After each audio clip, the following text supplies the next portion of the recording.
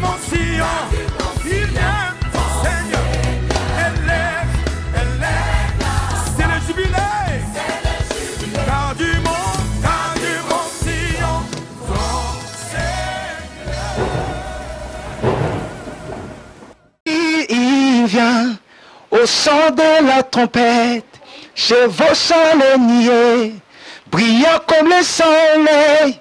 Alléluia, amen. Yeshua revient, il revient très bientôt et nous l'attendons. Hosanna, Hosanna, Hosanna, Maranatha, Yeshua revient très bientôt. Voilà pourquoi, chers bien-aimés, Shalom, nous faisons cette étude. Notre étude s'intitule « Prêchons la bonne nouvelle du royaume des cieux » et non nos religions. Au travers de cette étude, nous avons plusieurs questions à aborder ensemble, là où le souffle sacré va nous instruire. Voici nos questions. Qu'est-ce que c'est le royaume des cieux ou le royaume de Dieu? C'est quoi la bonne nouvelle ou l'évangile du royaume des cieux? Où peut-on-nous trouver cette bonne nouvelle? Est-ce dans le judaïsme, dans le christianisme ou dans les églises de réveil? Quel est l'évangile qui nous a été toujours prêché dans nos églises? Est-ce l'évangile du royaume des cieux ou le christianisme? C'est quoi le but de la bonne nouvelle du royaume des cieux? Parlons du mode de vie du royaume des cieux. Sur ce point, nous parlerons c'est quoi le mode de vie quand nous acceptons le royaume des cieux qui est le royaume de notre Dieu. Et pour finir, nous allons parler sur ce point.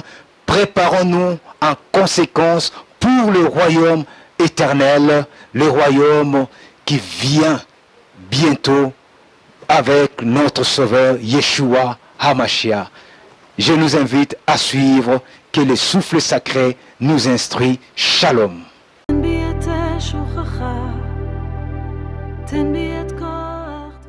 Shalom et bienvenue dans notre salle d'étude. Que le Saint d'Israël, le Tout-Puissant, Elohim Saint, Yah notre Père, soit béni. Et soyez bénis, vous les élus, le rachetés, les appelés, et tous ceux qui vont nous suivre dans cette étude. Cette étude qui est basée sur le royaume des cieux et la bonne nouvelle du royaume des cieux.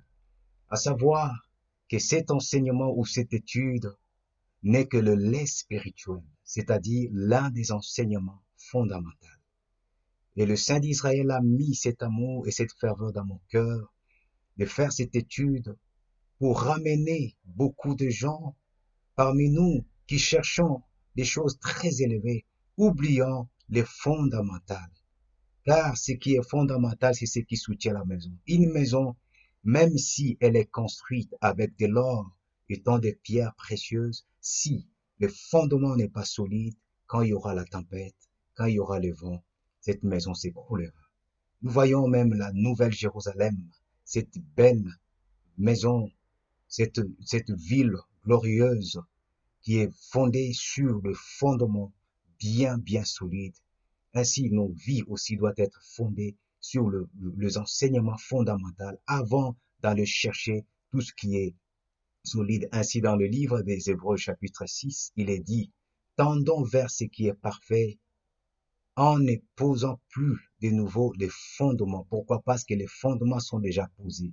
Il faut nous rassurer que notre vie est bien fondée sur le fondement sûr qui soutiendra notre maison pour ne pas que nous soyons ébranlés. On peut voir parmi ces enseignements fondamentaux tels que l'apostasie, le signe précédent, c'est-à-dire qui précède le retour du Messie, la grande tribulation, là où il y a encore des questions aujourd'hui, est-ce que le croyant seront enlevés avant la grande tribulation, au milieu de la grande tribulation ou après la grande tribulation? Voilà pourquoi j'ai mis pré, mi et post. Nous avons des enseignements tels que l'avènement du Messie ou encore le rétablissement du royaume de cieux sur la terre ou le royaume d'Israël. Tous ces signes ne sont que des fondements. Ce n'est même pas la nourriture solide, mais c'est le lait spirituel. C'est des enseignements fondamentaux qu'on doit maîtriser avant d'aller chercher tout ce qui est très, très élevé. Que le Saint d'Israël nous aide au travers de cette étude sur la bonne nouvelle, de comprendre c'est quoi l'évangile ou la bonne nouvelle du royaume des cieux et de comprendre qu'est-ce que c'est réellement le royaume des cieux, le royaume de Elohim, Yah notre Père, que le souffle sacré roi Kodesh nous enseigne, car c'est lui l'enseignant par excellence. Alléluia. Amen. Qu'est-ce que c'est le royaume des cieux ou le royaume de Dieu Elohim, Yah notre Père? Voici, le royaume des cieux n'est pas une boule qui tombe du ciel comme beaucoup pensent. Le royaume des cieux n'est pas une illusion, mais le royaume des cieux est une réalité vraie et éternelle. C'est-à-dire, c'est un royaume vrai, un royaume éternel qui existait avant même notre création. Nous allons voir ça ensemble.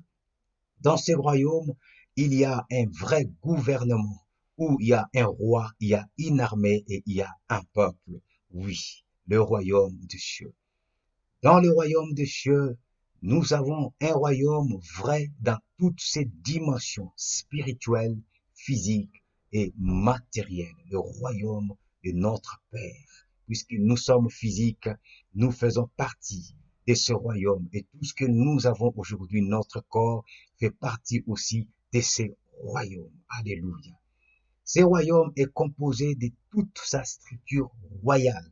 Comprenez bien, c'est vraiment un royaume qui est composé de toute sa structure royale. Le royaume que nous voyons aujourd'hui, ce n'est que l'image du royaume éternel de notre Père. Voici, dans le royaume des cieux, nous avons le roi.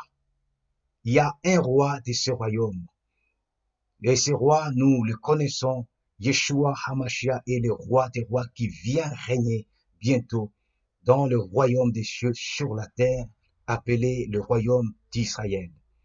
Il est venu comme l'agneau dans le livre de Jean chapitre 1 verset 29 pour rétablir toutes choses. Et dans le livre de Apocalypse 5, 6, oui, il s'est donné en sacrifice pour le rétablissement. Dans le livre de Colossiens chapitre 1 verset 18, Apocalypse 19, 11 à 19, nous voyons, c'est le roi des rois qui vient pour régner sur la terre, car tout a été créé par lui et pour lui, afin qu'il soit en tout et pour tout le premier.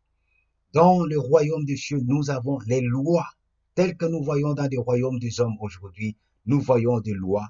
Dans le royaume des cieux, nous avons les lois du Tout-Puissant que nous appelons les instructions, les commandements ou encore la Torah. Et il est bien dit dans le livre de Jacques chapitre 2 verset 8, l'amour est la loi royale, c'est-à-dire la loi du royaume, la loi de la perfection. Or, quand nous parlons de l'amour étant la loi du royaume, nous savons bien qu'il est dit, l'amour consiste à quoi?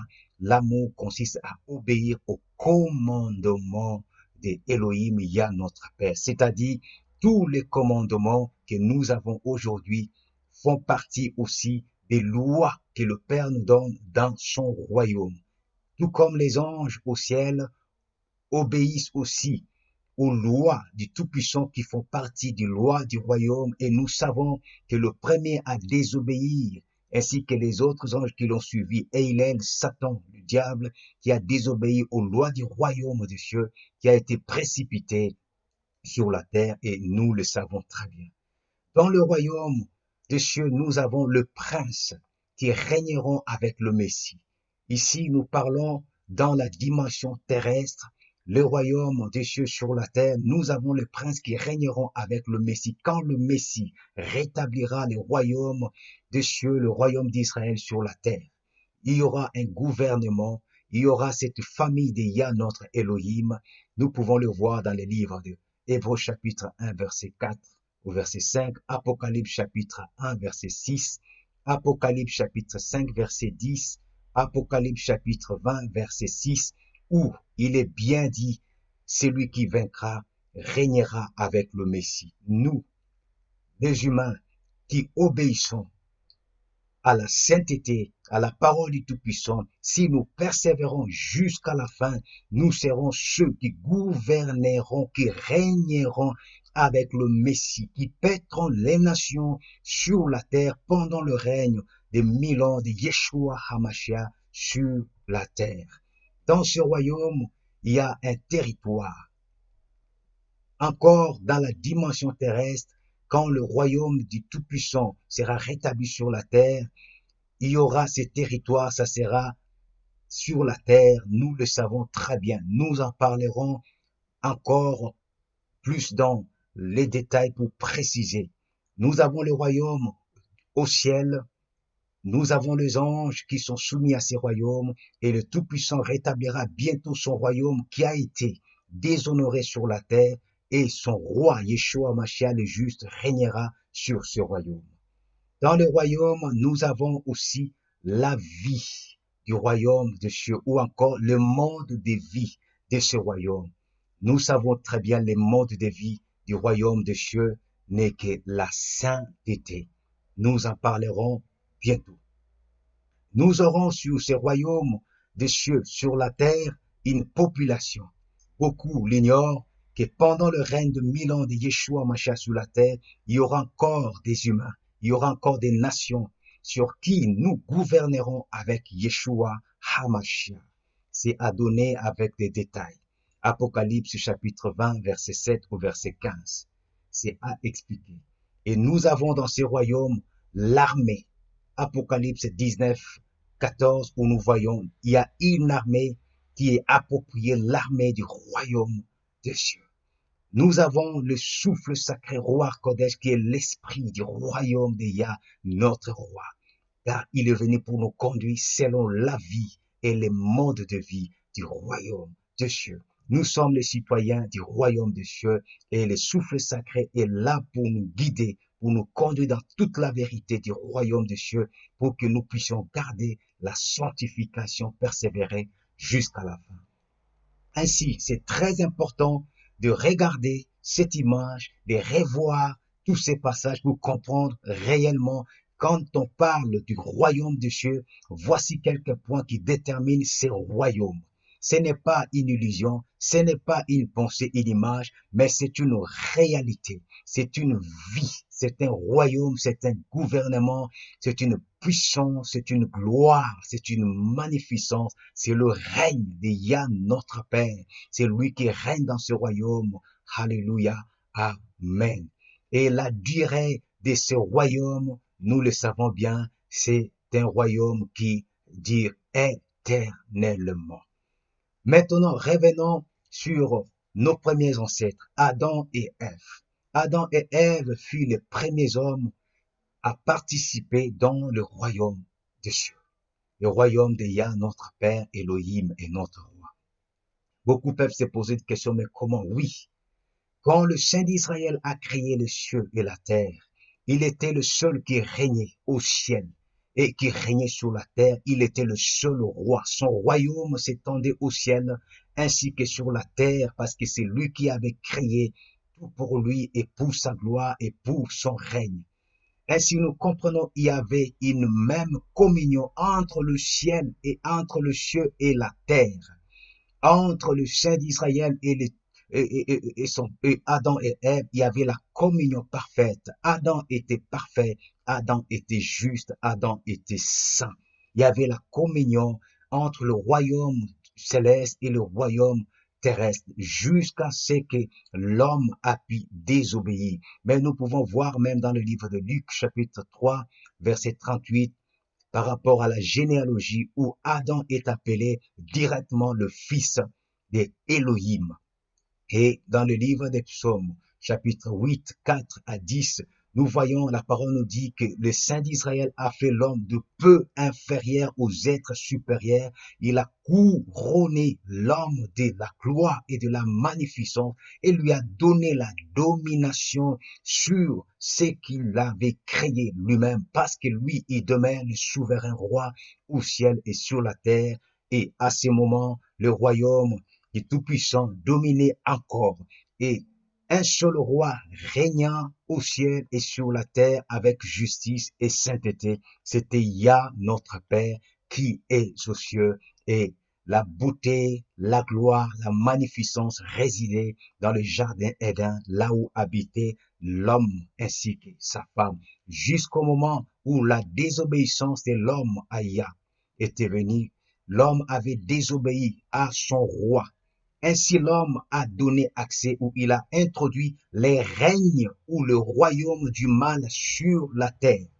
À partir de la désobéissance d'Adam et Ève, celui qu'on appelle le serpent séducteur, Satan le diable, a pris la domination sur l'homme ainsi que sur toute la terre.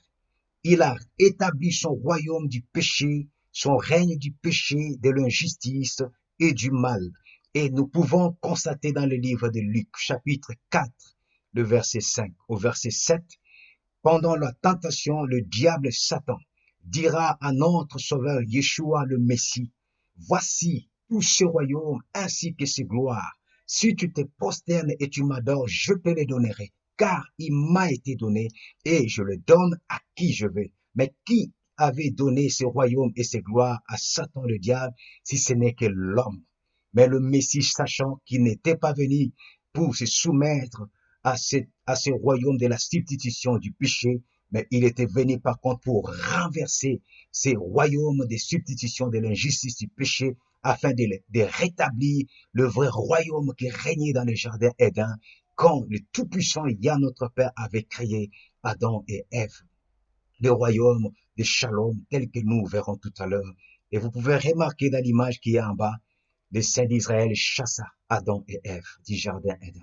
Et il a mis un chérubin protecteur qui avait l'épée flamboyante afin d'empêcher à Adam et Ève d'y retourner dans le jardin Éden. Parce que la terre a été corrompue, l'ennemi avait pris la domination sur toutes choses, mais cela n'était pas éternel jusqu'au temps du rétablissement. Et pour rétablir ce royaume saint, juste, puissant et éternel, Yah notre Père et notre Roi nous a envoyé la bonne nouvelle du royaume des cieux. Et voilà pourquoi j'ai dit, il nous faut connaître qu'est-ce que c'est la bonne nouvelle du royaume des cieux, qui est aussi appelé l'évangile.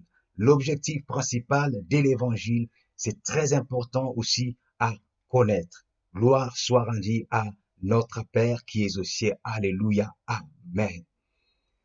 Parlons sur la bonne nouvelle du royaume des cieux après avoir présenté le royaume des cieux. Nous avons compris que le royaume des cieux dominait sur la terre au travers d'Adam et Ève, mais par le péché, l'homme a donné la domination à l'ennemi qui a établi son royaume. Et le Tout-Puissant notre Père nous a donné aujourd'hui la bonne nouvelle du royaume des cieux. Pourquoi? Nous allons voir tout à l'heure. La bonne nouvelle du royaume des cieux, son objectif principal, c'est qu'on appelle l'évangile. C'est très important de connaître l'objectif principal de l'évangile ou de la bonne nouvelle du royaume des cieux. C'est le rétablissement du royaume de Yod-He, Vav-He. C'est le rétablissement du royaume de Yah notre Père, ce royaume qui régnait dans les jardins Éden. Yeshua est venu avec cette bonne nouvelle, ou encore nous allons voir tous ceux qui ont reçu la bonne nouvelle depuis la première alliance. La promesse était pour le rétablissement du royaume des cieux. Mais ce rétablissement passe par le 1000 ans du règne du Messie sur la terre où nous bénéficions d'un Shabbat, d'un repos de 1000 ans où le Messie règne dans la paix, dans la justice pendant 1000 ans et ainsi nous passerons par ce qu'on appelle la fin du où le Saint d'Israël effacera l'ancienne terre, l'ancien ciel pour donner une nouvelle terre et un nouveau ciel. Ainsi, la nouvelle Jérusalem descendra du ciel, l'épouse de l'agneau. Et comme dit le livre d'Apocalypse, ça sera la fin de toutes choses quand le Tout-Puissant Yah lui-même habitera avec nous et Yeshua HaMashiach, le roi, le roi remettra toutes choses à son Père et lui-même se soumettra. C'est là où nous voyons les nouvelles choses, plus l'éternité, et c'est là où nous vivons l'éternité avec notre Père, le roi des siècles éternel. Alléluia, amen. Retenons, la bonne nouvelle du royaume des cieux a comme objectif principal de rétablir les royaumes des cieux, qui est aussi appelé le royaume de Dieu sur cette terre, dans la vie de l'homme. L'évangile ou la bonne nouvelle n'a pas seulement l'objectif de nous pousser à croire en Yeshua Jésus, mais à croire, mais à avoir la conscience qu'en croyant, nous rentrons dans le royaume. Il nous faut persévérer jusqu'à la fin dans les modes de vie du royaume des cieux pour prendre part au rétablissement de ces royaumes. Alléluia, amen. Nous verrons qu'est-ce que c'est le mode de vie du royaume des cieux qui nous permet de vivre, de persévérer jusqu'au retour du Messie quand il rétablira parfaitement le royaume pendant le 1000 ans et qui nous permettra de vivre l'éternité à la fin de toutes choses avec le Saint d'Israël, notre Père. La bonne nouvelle du royaume des cieux, c'est cette bonne nouvelle que le Messie nous cite dans le livre de Matthieu chapitre 24, verset 14, en disant, avant son retour, il faudra que la bonne nouvelle du royaume soit annoncée jusqu'aux extrémités de la terre.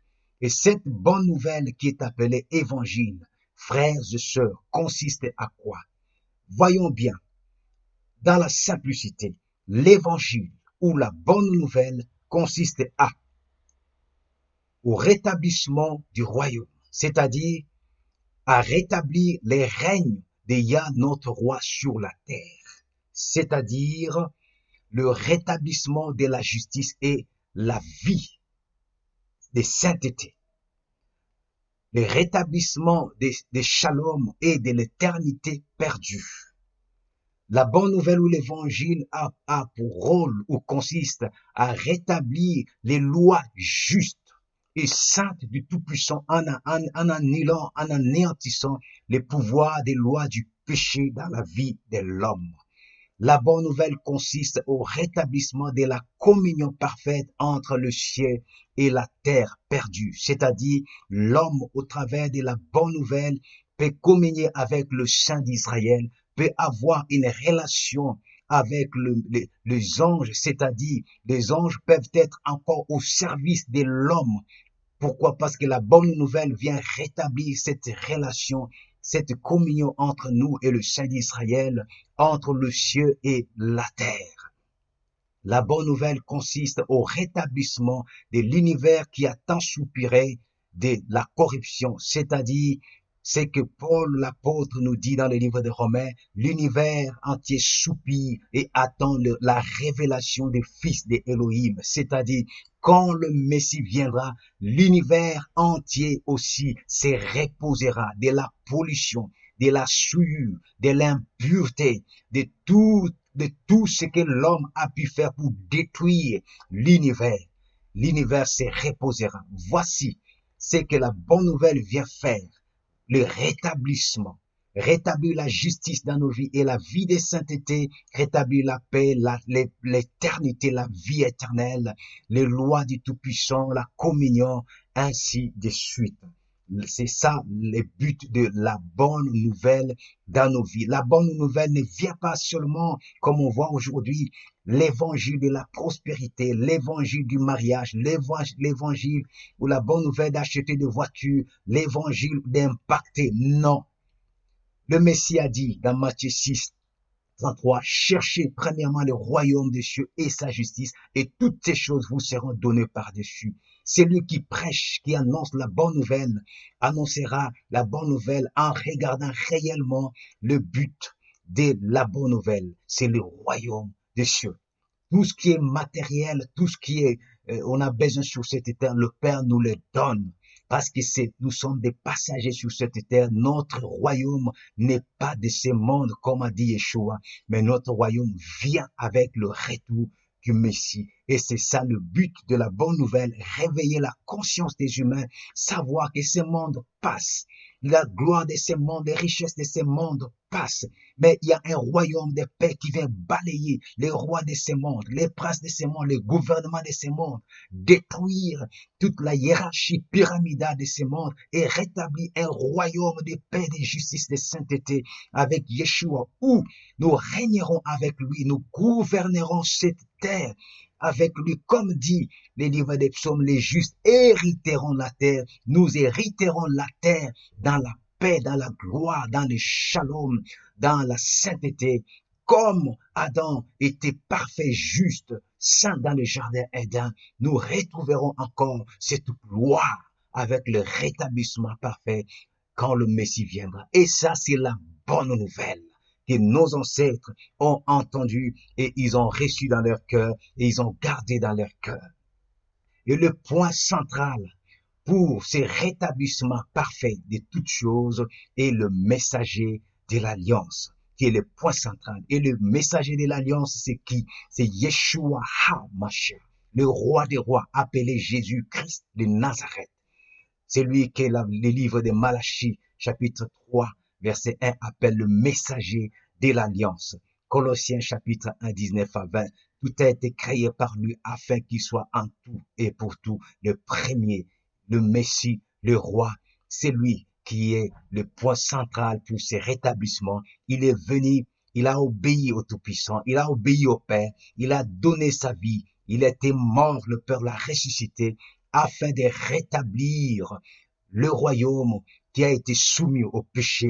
Voilà pourquoi il est dit, le premier Adam est devenu un être vivant qui a désobéi à la loi du Tout-Puissant, mais le dernier Adam, Yeshua HaMashiach, est devenu un esprit vivifiant qui nous vivifie quand nous adhérons, quand nous acceptons sa parole, quand nous restons fidèles à ses paroles et quand nous persévérons jusqu'à la fin à ses paroles. Ainsi, nous régnerons avec lui quand bientôt le Tout-Puissant lui donnera le royaume et il mettra sous ses pieds, sous ses marchepieds, ses ennemis.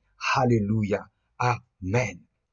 J'ose croire et j'attire l'attention de mes frères et sœurs de comprendre réellement à quoi consiste l'évangile, à quoi consiste la bonne nouvelle. Regardez ces quelques lignes, revoir encore ces quelques lignes pour comprendre, pour ne pas prêcher un évangile démoniaque, un évangile tel que l'apôtre Paul dit. Si même un ange prêchait un autre évangile, qu'il soit anathème. L'évangile consiste à nous reconnecter au royaume des cieux, à nous donner la conscience du royaume des cieux, à nous rappeler que ce monde passera, le Tout-Puissant jugera ce monde, mais on doit s'attacher aux choses célestes, aux choses saintes, aux choses justes, pour hériter la terre pendant le règne du Messie, pour hériter l'éternité dans la sainteté et non le châtiment. Alléluia, amen. La bonne nouvelle. L'évangile du royaume des cieux. Gloire, honneur et puissance à Yah, notre Père qui est aux cieux, au siècle des siècles. Alléluia. Amen.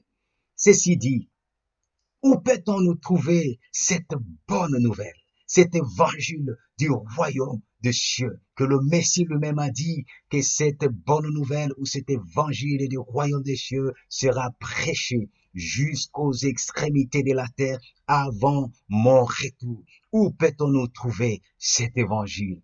Est-ce que dans la Torah? Oui, exactement. Dans la Torah. C'est-à-dire, la Torah, c'est le livre de Genèse, Exode, Nombre, Lévitique, Deutéronome. Voyez, dans ces livres, nous retrouvons la bonne nouvelle ou l'évangile. Beaucoup vont dire, mais l'évangile n'est pas du Nouveau Testament, c'est faux. L'évangile est déjà annoncé depuis nos ancêtres et je vais nous donner quelques versets qui nous prouvent qu'Abraham avait reçu l'évangile. Nos ancêtres ont reçu la bonne nouvelle du royaume des cieux. Nous trouvons la bonne nouvelle du royaume des cieux dans la Torah, c'est-à-dire dans le livre de Genèse, Exode, Nombre, Lévitique, Deutéronome. Nous trouvons aussi cette bonne nouvelle dans les livres des prophètes, c'est-à-dire par exemple les livres de Jérémie, Isaïe, Abdias, Jonas, Malachie, ainsi de suite. Nous le trouvons aussi dans le livre des psaumes. Nous trouvons aussi cette même bonne nouvelle ou l'évangile dans les écrits nouveaux. Et nous voyons Yeshua dans les écrits nouveaux, Matthieu, Marc, Luc, Jean, prêcher cette bonne évangile, cette bonne nouvelle du royaume des cieux, ou encore nos aînés dans les épîtres des Romains, Actes, Pierre, Jacques, ainsi de suite, Apocalypse, où nous voyons la bonne nouvelle est toujours prêchée pour le royaume des cieux. Note importante, l'annonciation de la bonne nouvelle du royaume des cieux, ou encore l'évangile, ne dépend pas des dogmes. Attention, la bonne nouvelle ne dépend pas des règles de dénomination, ni des principes de croyance d'une branche quelconque. C'est-à-dire, la bonne nouvelle ne dépend ni du judaïsme, ni du christianisme, ni du catholicisme, des évangéliques, des messianiques ou de quelques courants qui peuvent exister. Non, la bonne nouvelle dépend que de la parole du Tout-Puissant. Et c'est dans la parole du Tout-Puissant donnée depuis le temps ancien à nos pères. Nous l'avons bien dit dans le livre, par exemple, de Genèse, Exode, Nombre, dans les prophètes, dans les psaumes, et nous retrouvons ça dans les écrits nouveaux. Je le dis, je donnerai quelques passages pour nous montrer. C'est-à-dire, ne soyez pas séduits, ne soyez pas influencés, pas du tout. La bonne nouvelle est claire et nette dans les écrits du Tout-Puissant. Ainsi, Paul, l'apôtre, nous dit, toute écriture est inspirée et utile pour instruire, pour corriger. Quand il parle des Écritures, je le rappelle, et vous le savez déjà, à cette époque, ce qu'on appelle Nouveau Testament n'existait pas. Les Écritures que Paul nous dit, c'est ce qu'on appelle aujourd'hui l'Ancien Testament qui existait déjà bien avant. Vous voyez, la bonne nouvelle existait depuis ce temps-là.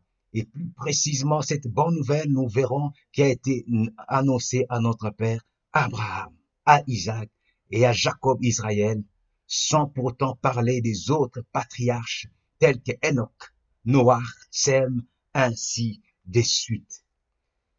Donc, retenons, vous qui cherchez la bonne nouvelle du royaume des cieux, l'évangile du royaume des cieux, vous allez trouver ça dans la Torah, c'est-à-dire dans le livre de Genèse, Exode, Nombre, Lévitique, Deutéronome.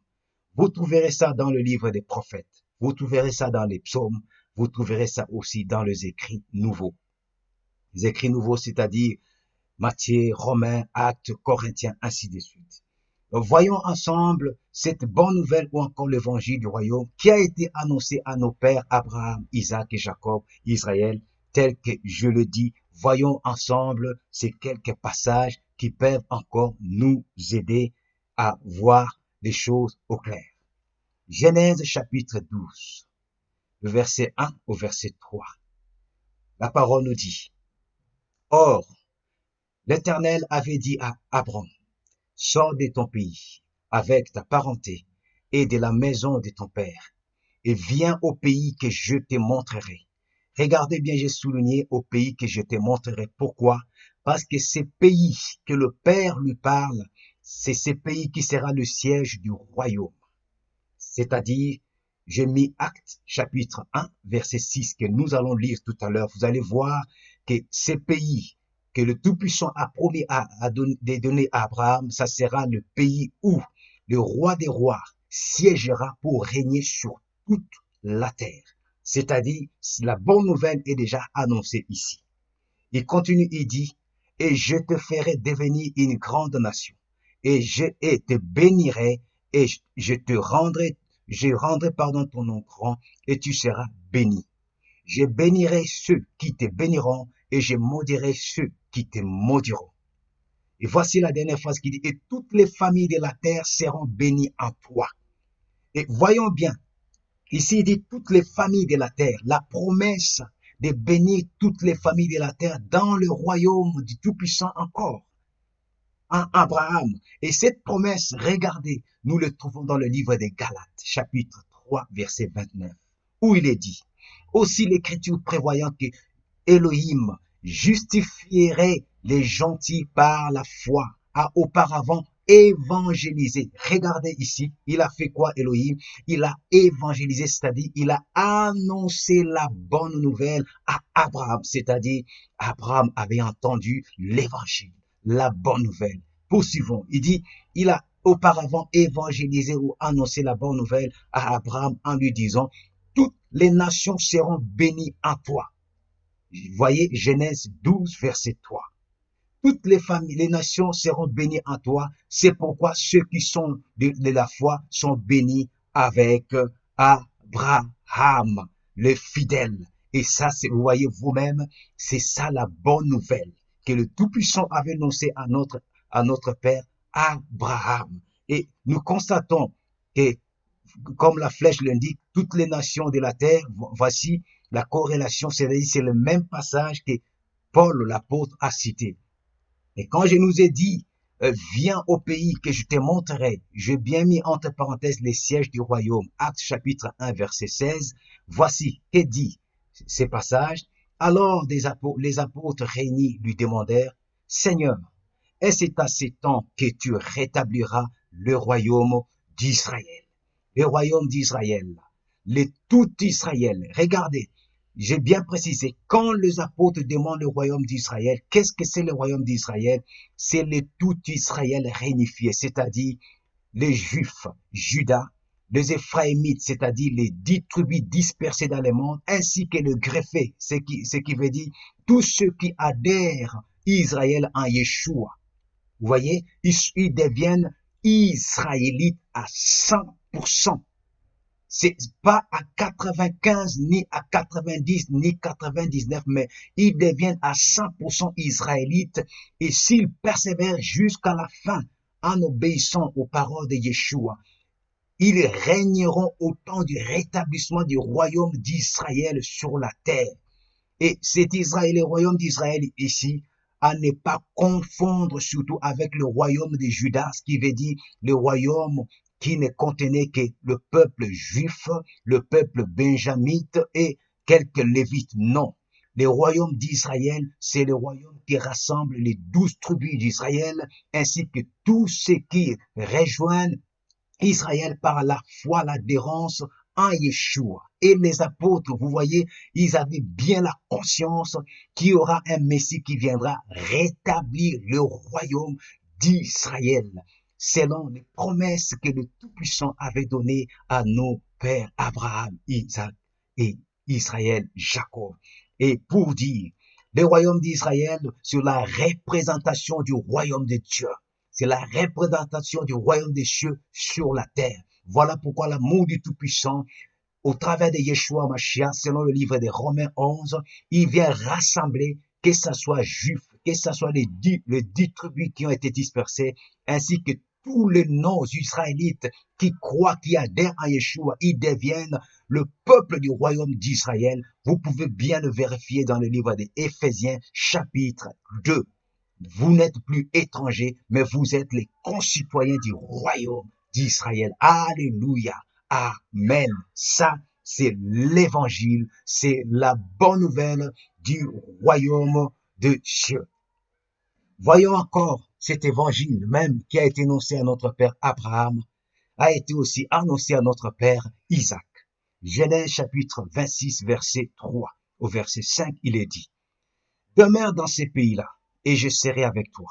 Et je te bénirai, car je te donnerai à ta postérité, et je te donnerai et à ta postérité tous ces pays-ci. Nous savons c'est quoi ces pays, c'est le pays d'Israël, là où Yeshua viendra et il siégera pour régner sur toute la terre. Il continue, il dit, et je ratifierai le serment que je fais à ton père Abraham. J'ai mis quelques synonymes de ce mot ratifier qui veut dire confirmer ou sceller. C'est-à-dire le Tout-Puissant dit, je confirmerai le serment que je fais à ton père Abraham. C'est-à-dire les promesses qu'il avait données à notre père Abraham. Il rappelle à Isaac que je suis là. Je suis les El Elyon, les El Shaddai, et j'accomplirai ses promesses. Vous voyez? Et il dit, et toutes les nations de la terre seront bénies en ta sémence.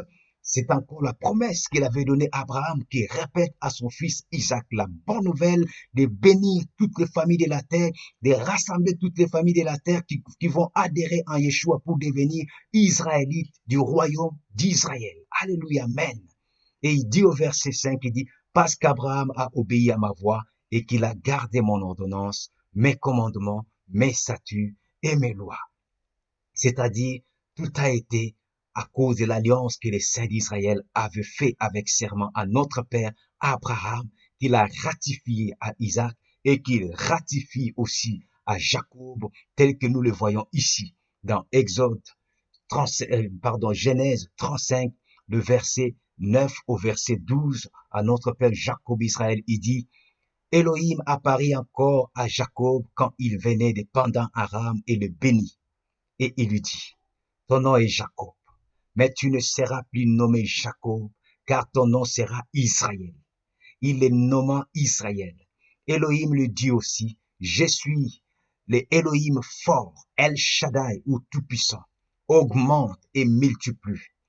Une nation, même une multitude de nations naîtra de toi, même de rois sortiront de tes reins.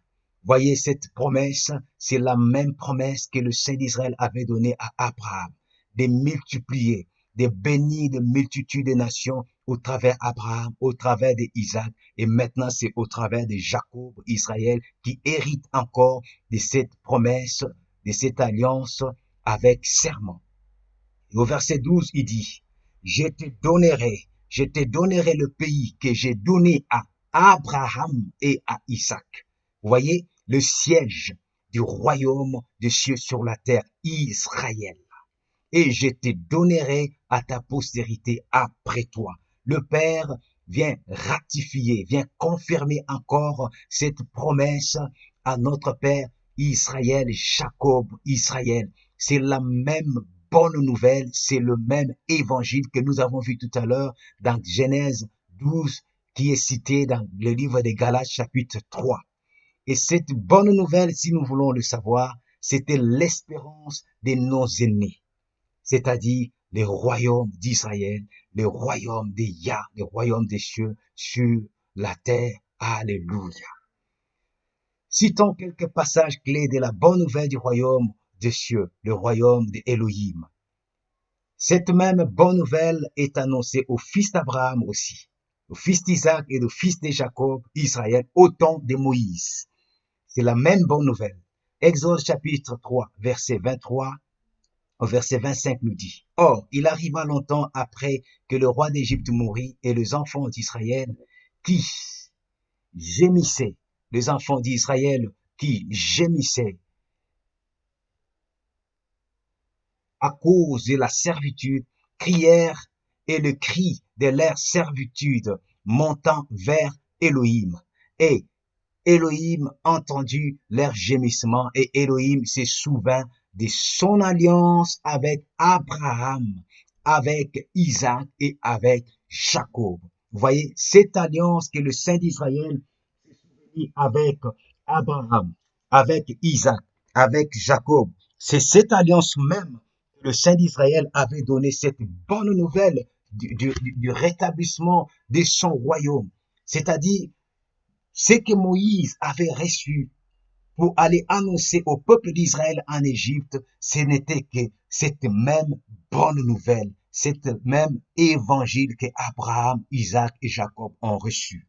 Et le verset 25 nous dit, et Elohim regardant les enfants d'Israël, et Elohim connut leur état. Alléluia. On peut voir encore dans le livre de Exode chapitre 3, le verset 7 au verset 9 qui nous dit, et l'Éternel dit, j'ai très bien vu l'affliction de mon peuple qui est en Égypte, et j'ai ouï les cris qu'ils ont jetés à cause de leurs exacteurs, car j'ai connu leur douleur. C'est pourquoi je suis descendu pour le délivrer de la main des Égyptiens, et pour le faire remonter de ces pays-là à un pays bon et spacieux, à un pays découlant le lait et de miel. Quel est ce pays si ce n'est que le pays qui deviendra Israël? Israël, d'où viendra celui qu'on appelle le roi des rois Yeshua, qui s'apprête à régner bientôt sur cette terre en siégeant à Jérusalem, le roi du siècle éternel. Alléluia.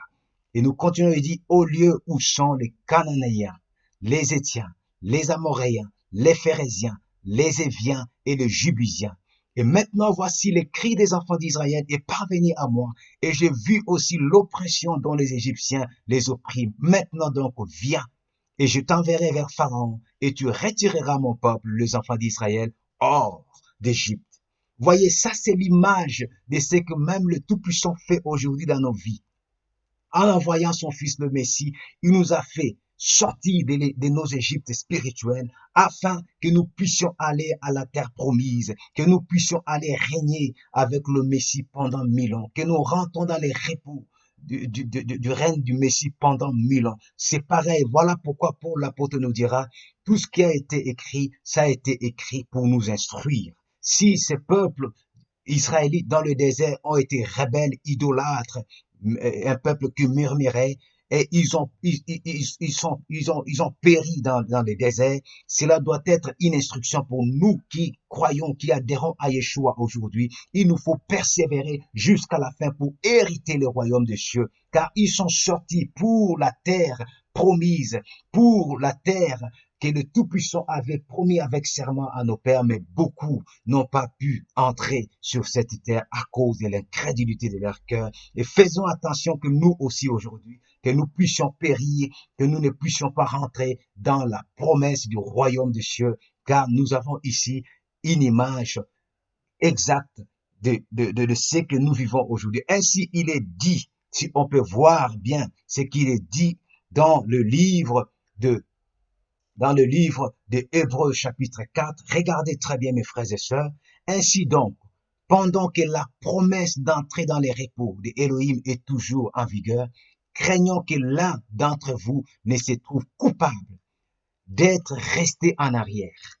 Car nous aussi, écoutez bien, verset 2, car nous aussi, nous avons entendu la bonne nouvelle tout comme eux. Qui sont eux? Les Israélites qui ont entendu la bonne nouvelle, c'est-à-dire l'évangile. Vous voyez, ils ont aussi entendu l'évangile. Comme Abraham avait entendu l'évangile, Isaac et Jacob, Israël, nos pères. Le passage continue, nous dit, mais le message, c'est-à-dire le message et la bonne nouvelle pour hériter le royaume qu'ils ont entendu ne leur a servi à rien, car ils ne se sont pas associés par leur foi à ceux qui l'ont reçu. Vous voyez, ils ne se sont pas associés à leur foi à ceux qui l'ont reçu. Qui sont ceux qui ont reçu cette bonne nouvelle que le peuple d'Israël dans le désert devait se soumettre pour hériter le royaume d'Israël? Mais ceux qui l'ont reçu, c'est Abraham, c'est Isaac, c'est Jacob, Israël, c'est Moïse qui a aussi reçu cette même bonne nouvelle que les Israélites ont murmuré, ils se sont rebellés, ils ont été dans l'incrédulité et ils sont tombés dans le désert. Et voici la suite qu'ils l'ont reçu. Et le verset 3 nous dit, en effet, c'est nous qui croyons qui entrons dans ce repos, conformément à la parole d'Élohim, quand il a dit, c'est pourquoi dans ma colère, je fais ces serments qui n'entreront pas dans mon repos. C'est ainsi que Elohim a parlé alors que son œuvre était achevée depuis la création du monde. C'est-à-dire, c'est pareil pour nous. Nous avons cette promesse, cette bonne nouvelle du royaume des cieux, de régner avec le Messie. Pareil, si nous persévérons, nous régnerons avec le Messie. Mais si nous tombons dans les déserts par la désobéissance, par la conformité au péché, aux souillures, bien aimé, ça sera impossible, car sans la sanctification, nul ne peut prendre part à l'œuvre de notre Père qui est aux cieux. Exode 19, 5 à 6 nous dit, maintenant, si vous m'obéissez et si vous restez fidèles à mon alliance, vous serez pour moi un peuple précieux parmi tout le peuple, bien que toute la terre m'appartienne, mais vous serez pour moi un royaume des prêtres. Regardez, un royaume des prêtres, une nation sainte, telles sont les paroles que tu transmettras aux Israélites.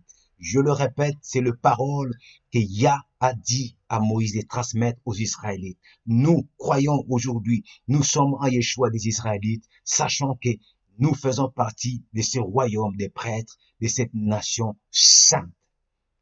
Et nous vivrons la perfection quand le Messie viendra, si nous persévérons jusqu'à la fin. La preuve en est que cette même parole qui est citée, elle est citée aussi dans le livre d'Apocalypse qui dit, Apocalypse 5, le verset 10 qui dit, et tu nous as fait roi et sacrificateur ou encore roi et prêtre à notre Elohim et nous régnerons sur la terre. J'attire l'attention de tout ce qui nous suit. Il est bien dit, nous régnerons. Ce n'est pas que nous régnons déjà, mais il a fait de nous des rois et des sacrificateurs pour Elohim. Nous régnerons sur la terre quand le Messie viendra. Nous serons des rois, nous serons des sacrificateurs parce que lui, il est le roi des rois. C'est la même promesse de Exode 19, 5 à 6 qui est répétée dans le livre d'Apocalypse chapitre 5 verset 10 et qui nous prouve que nous sommes en Yeshua tous, juifs, grecs, Éphraïm, le fils de l'adoption, nous sommes des Israélites et nous attendons tous le rétablissement du royaume des cieux, mais demeurons dans le monde de vie du royaume des cieux. Regardons maintenant la conformité de la bonne nouvelle de l'évangile du royaume des cieux dans la première alliance et la nouvelle alliance, parce qu'il n'y a pas de contradiction, parce que la promesse reste la même dans la première et dans la nouvelle alliance. Il n'y a aucune contradiction. Exode 19, 5 nous dit, maintenant si vous m'obéissez et si vous restez fidèles à mon alliance, vous serez pour moi un peuple précieux parmi tout le peuple, bien que toute la terre m'appartienne, mais vous serez pour moi un royaume des prêtres, une nation sainte. Telles sont les paroles que tu transmettras aux Israélites. Ça, c'est le livre d'Exode. Le Tout-Puissant parle à nos aînés israélites. Et regardez la conformité. 1 Pierre chapitre 2, verset 9 à 10 nous dit, mais vous êtes la race élue, la sacrificature royale. Vous voyez, la nation sainte, pareil, le peuple acquis pour annoncer les vertus de celui qui vous a appelé des ténèbres à sa merveilleuse lumière. Vous qui autrefois n'étiez point un peuple, nous n'étions point un peuple, mais qui êtes maintenant le peuple de Elohim, Israël de Elohim, alléluia. Vous qui n'aviez point obtenu miséricorde, mais qui maintenant avez obtenu miséricorde. Ceux qui connaissent un peu l'hébreu, ils savent qu'est-ce que ça veut dire Lohami et Loruhama. Et ils comprennent que ici c'est le rétablissement de Lohami, Loruhama, car le Tout-Puissant avait dit à Lohami et Loruhama, tu n'es plus mon peuple, je n'aurai plus miséricorde pour toi. Mais quand Yeshua est venu, il a rétabli et le Tout-Puissant récupère Lohami et il récupère Loruhama et il les associe avec Judas pour en faire que le tout Israël, c'est-à-dire le rétablissement de tout Israël avec tous ceux qui croient en Yeshua, qui adhèrent Israël par leur adhérence ou par leur foi. Voici ce qui est dit dans Exode 19, 5 et dit pareil par la bouche de Pierre dans 1 Pierre chapitre 2, 9 à 10, c'est-à-dire nous sommes aujourd'hui la sacrificature royale ou un royaume des prêtres. Nous sommes la nation sainte. Tel qu'il est dit dans Exode 19, il est aussi dit dans 1 Pierre chapitre 2, pareil. On peut voir encore le passage que nous avons cité, pareil, dans le livre de Apocalypse 1, 6, il est dit, il a fait de nous un peuple de rois, voyez, des prêtres au service de Elohim, son Père. À lui donc soit la gloire et le pouvoir pour l'éternité. Amen. Et quand il est dit, il a fait de nous un peuple de rois, j'ai mis entre parenthèses Genèse 35. Pourquoi? Souvenons-nous et allez relire encore ce que nous avons lu tout à l'heure. Le Tout-Puissant a dit à notre père Jacob Israël, tu ne t'appelleras plus Jacob, tu t'appelleras Israël. Et qu'est-ce qu'il avait dit encore? De toi sortira des rois. Et voici ces rois qui sont mentionnés ici, vers la fin dans le livre d'Apocalypse, un peuple de rois. Le fils de Jacob, le fils d'Israël. Voilà pourquoi les églises, je nous interpelle. Vous avez toujours ignoré que vous êtes des Israélites. Sachez que tous ceux qui adhèrent à Yeshua, qui croient en Yeshua, doivent se considérer comme des Israélites qui font partie du royaume d'Israël, qui attendent le rétablissement du royaume d'Israël selon le livre des Actes chapitre 1 verset 6. Et je vous invite à adhérer tout ce que le Tout-Puissant avait donné à Abraham, à Isaac, à Jacob, Israël, nos ancêtres, que ce soit les lois d'Israël, les promesses d'Israël, les bénédictions d'Israël sur toute cette alliance avec serment qu'il avait donné à nos ancêtres, ça nous appartient parce que nous sommes un peuple de rois, des prêtres au service des Elohim, notre Père, et nous régnerons avec le Messie sur la terre. Alléluia. Amen. Apocalypse 5, 10 nous dit, et tu nous as fait roi, le fils de Jacob, Israël, parce qu'il avait dit, les rois sortiront naîtront de toi. Et il a fait de nous en Yeshua des rois et des sacrificateurs pour lui-même, et nous régnerons sur la terre. Gloire soit rendue à son nom. Quel est l'évangile ou la bonne nouvelle qui nous a été toujours prêchée depuis des générations? Nous venons de voir maintenant qu'est-ce que c'est réellement l'évangile, la bonne nouvelle. Mais il y a d'autres évangiles que nous avons reçus. L'évangile du judaïsme, disant que Yeshua n'est pas le Messie et nous devrions attendre un autre Messie. Non, ça ce n'est pas la vraie bonne nouvelle. Car la vraie bonne nouvelle atteste que Yeshua est le Messie. Voilà pourquoi prions pour nos frères juifs qui sont voilés, qui n'ont pas encore reconnu Yeshua, qui doivent reconnaître Yeshua, car il est le seul Messie et Sauveur qui a ramené la même bonne nouvelle ou l'évangile qu'Abraham avait reçu, Isaac, Jacob, Israël avait reçu, que Moïse lui-même avait annoncé. Car Moïse, annonçant aussi la bonne nouvelle, disant, Yah vous enverra un autre prophète comme moi, écoutez-les. Et il mentionnait et il parlait de Yeshua HaMashiach, c'est lui qui est le point central pour rétablir le royaume des cieux, pour donner accès de la bonne nouvelle ou l'évangile du royaume des cieux à tout être humain, pour rassembler le tout Israël éparpillé partout dans le monde. Alléluia, amen. Ou encore, l'évangile du judaïsme nous dit, la Torah qui contient cette bonne nouvelle est exclusivement juive. Et pour adhérer, il nous faut passer par des raves. Et ces raves, même qui ne croient pas et ne se soumettent même pas à l'autorité du grand rave Yeshua HaMashiach. Comme je le dis, ça ce n'est pas la vraie bonne nouvelle, ce n'est pas le vrai évangile. Car le vrai évangile, c'est ce que nous trouvons dans les écrits. Quand nous lisons la Torah, nous lisons les prophètes, nous lisons les psaumes, c'est ce que nos aînés dans les écrits nous vont en répéter, car ils avaient les yeux ouverts pour reconnaître le Messie, c'est lui qui est venu pour accomplir cette bonne nouvelle, pour que ça puisse atteindre nos âmes et que nous puissions espérer à ces rois, le Messie, qui vient rétablir le royaume d'Israël, rassembler les tout Israël. L'évangile, nous avons reçu l'évangile du christianisme. L'évangile du christianisme qui abolit, qui annule les lois immuables. L'évangile du christianisme qui divise d'une part l'Église et de l'autre côté Israël, disant que l'Église est une entité à part entière. Israël, que l'Église a remplacé Israël, c'est un évangile d'abomination, une bonne nouvelle démoniaque satanique. Car l'Église n'est pas séparée d'Israël, ni Israël séparé d'Israël, car l'Église, c'est l'Église d'Israël, c'est l'Église de tout Israël, qui rassemble Juifs, Éphraïm et tous les fils et filles adoptés qui adhèrent par Yeshua HaMashiach. Ça, c'est la bonne nouvelle, la vraie bonne nouvelle pour ceux qui attendent le rétablissement du royaume des cieux. Nous savons aujourd'hui qu'il n'y a qu'une seule alliance et une seule promesse pour le royaume de Elohim, Yah notre Père.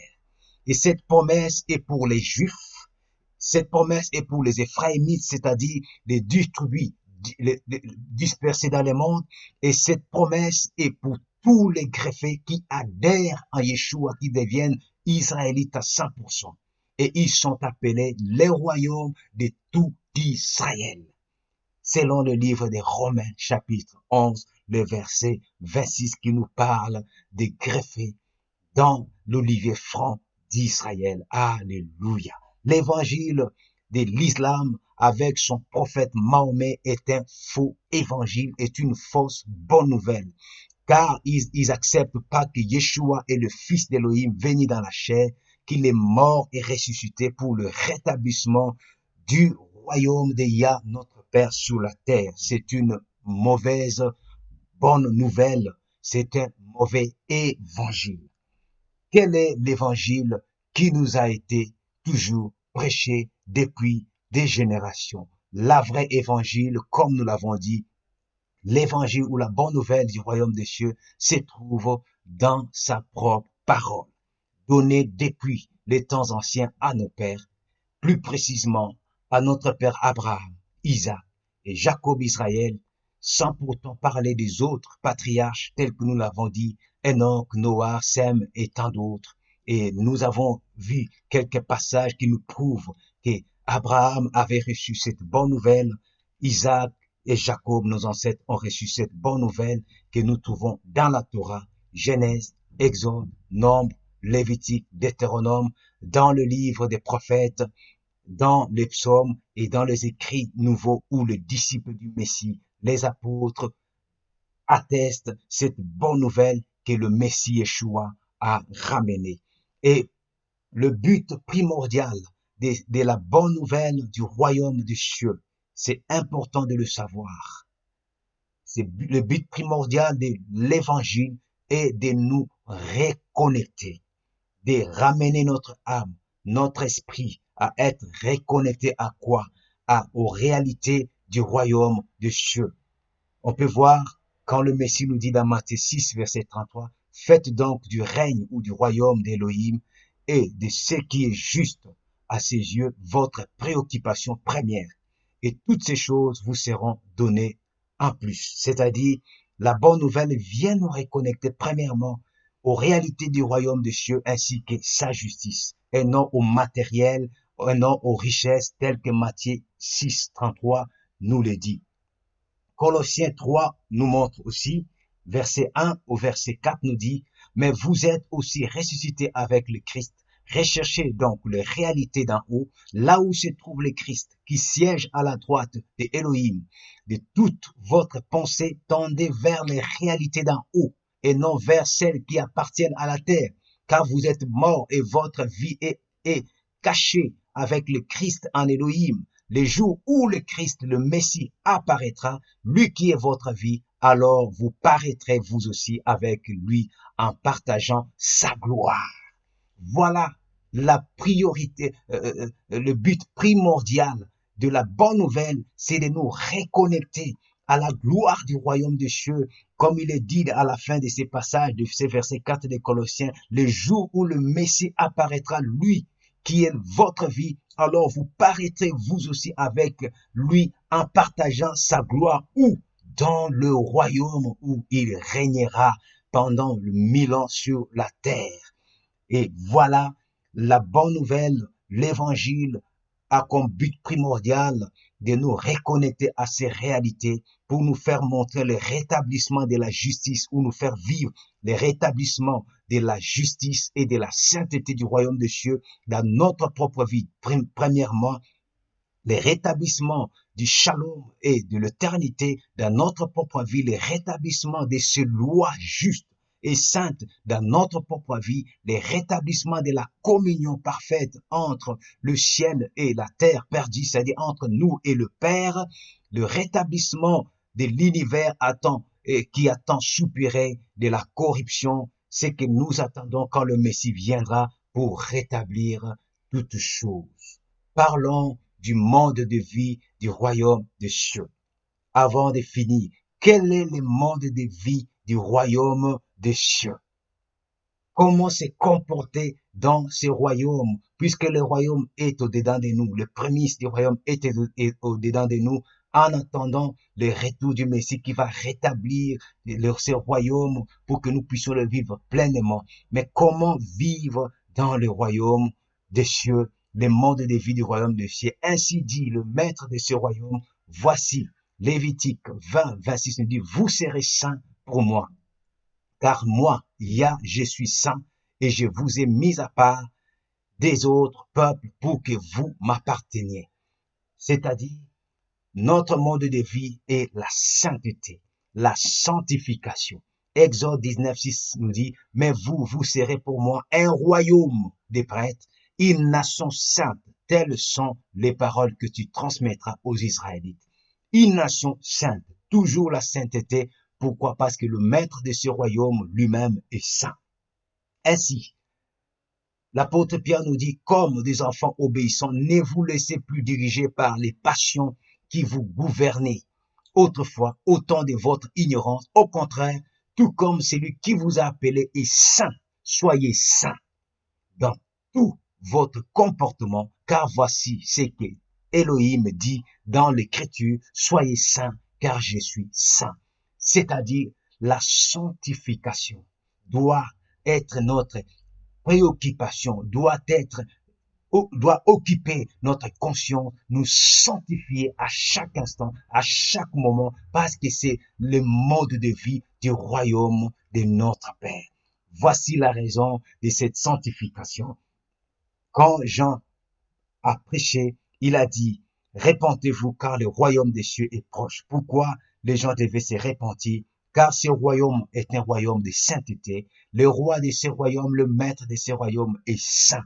Et le Messie, nous voyons aussi dans Matthieu 4, 17, quand il est venu, on nous dit, dès lors, Yeshua commença à prêcher et a dit, répentez-vous car le royaume des cieux est proche. On peut comprendre que cette repentance, abandonner le mal, c'est convertir, changer, revenir à Elohim, revenir à sa parole, car son royaume est saint. Et tout ce qui est dans son royaume est rempli de sainteté, de gloire, de puissance, de magnificence et d'éternité.